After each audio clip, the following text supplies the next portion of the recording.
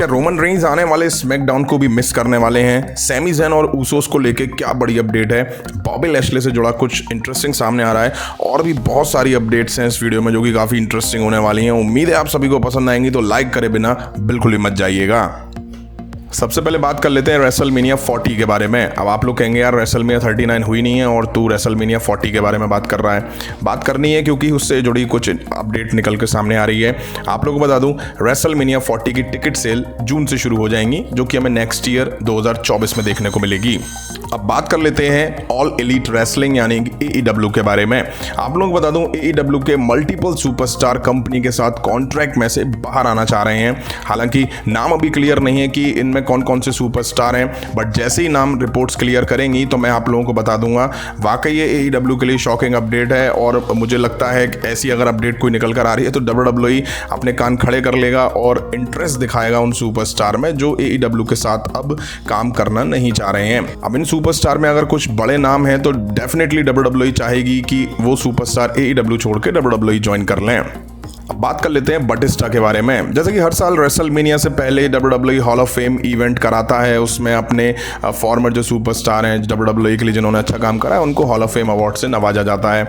अब रिसेंट में inductees hall of fame की सामने आना शुरू हो चुकी हैं। वहीं आप लोगों को बता दूं बटिस्टा का भी नाम इसमें सामने आ रहा था, लेकिन कहा यह जा रहा है कि बटिस्टा को शायद इस साल हॉल ऑफ फेम में इंडक्टी ना कराया जाए, क्योंकि वो रेसलमेनिया वीक में अपनी मूवी माय स्पाई की शूटिंग के सिलसिले में साउथ अफ्रीका में होंगे, इसलिए वो हॉल ऑफ फेम इवेंट में प्रेजेंट नहीं हो पाएंगे।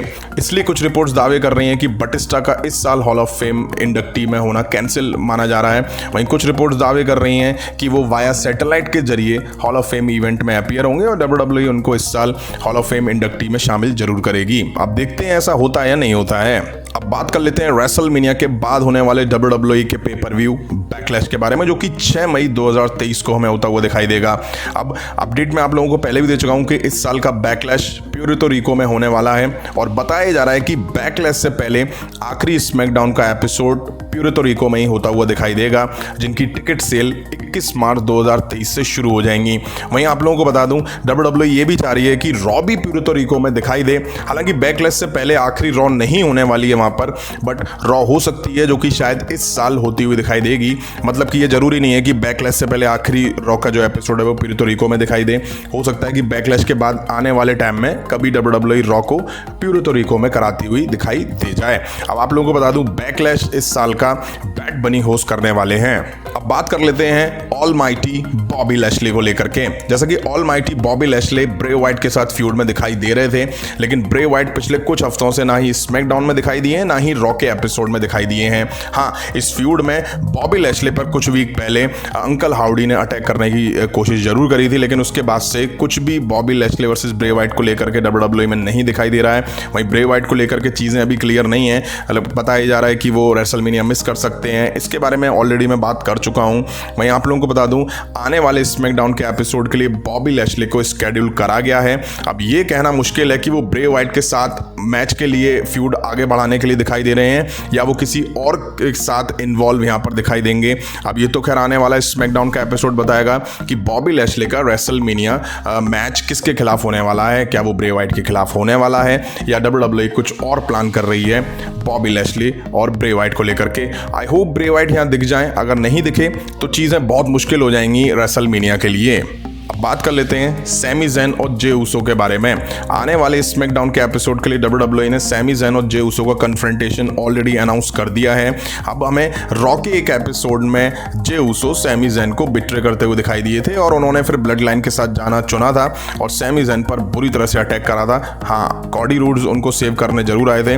अब 1-to-1 यहाँ पे मुझे लगता है चीज़ें एक्सचेंज होंगी। सैमी ज़ैन कहेंगे कि भाई तूने ऐसा क्यों करा, जे ऊसो बताएंगे, वो बता भी चुके हैं, लेकिन सैमी ज़ैन की प्रेजेंस में नहीं बता चुके हैं। अब देखना इंटरेस्टिंग ये होगा कि जब सैमी ज़ैन और जे ऊसो कन्फ्रंट करते हैं तो उम्मीद तो यही है कि ब्रॉल इन दोनों के बीच दिखाई देगा। अभी रेसलमेनिया 39 में ज़्यादा टाइम नहीं बचा है, तो उम्मीद ये भी करी जा रही है कि शायद सैमी ज़ैन और केविन ओवन्स सेम पेज पर आ जाएं और फिर वो ऊसोस ब्रदर को फेस करें रेसलमेनिया 39 के लिए, वो भी अनडिस्प्यूटेड टैग टीम टाइटल को लेकर के, क्योंकि अभी तक ऊसोस का मैच रेसलमेनिया 39 के लिए अनाउंस नहीं हुआ है और अब से बस गिनती के कुछ ही दिन रेसलमेनिया 39 के लिए बचे हैं। तो देखते हैं इस सेगमेंट में या इस फेस टू फेस या इस कन्फ्रंटेशन में क्या देखने को मिलता है। अब बात कर लेते हैं ट्राइबल चीफ रोमन रेंस के बारे में। जहां तक मुझे याद आ रहा है तो शायद रोमन रेंस 4 मार्च 2023 के स्मैकडाउन के एपिसोड में दिखाई दिए थे। उसके बाद से अब तक रोमन रेंस स्मैकडाउन और रॉ के एपिसोड मिस करते हुए चले जा रहे हैं।